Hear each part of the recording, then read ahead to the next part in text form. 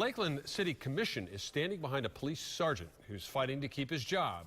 The state attorney says they'll no longer use testimony from Sergeant Brian McNabb because they say he lied during the sex scandal investigation in Lakeland.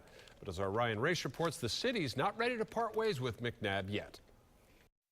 You lose your standards, you're done. You can't be a cop. With his job on the line and half a room full of support, Sergeant Brian McNabb let the union president do the talking today. He tried to prove this decorated officer needs to stay. Not your average cop. McNabb was connected to the department-wide sex scandal that brought down more than 20 officers. But internal affairs could not prove what crime analyst Sue Eberly claimed, that McNabb forced her to touch him and that he showed her lewd photos of himself. Some gave him the nickname McNasty. I have heard the nickname. Despite being cleared in the scandal, State Attorney Jerry Hill sent what's called a death letter, a potentially career-ending letter saying he will no longer use his testimony because he lied in the investigation.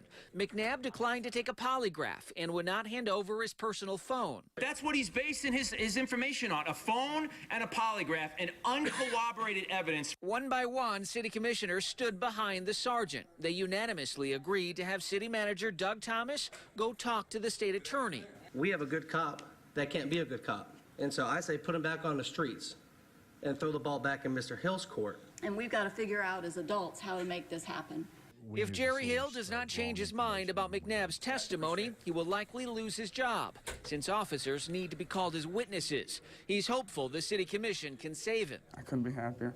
That's the commission that I expect from Lakeland. That's as a city, as a whole, that's the feeling that we have. I'm asking him to just look at this case and make the right decision. That's it.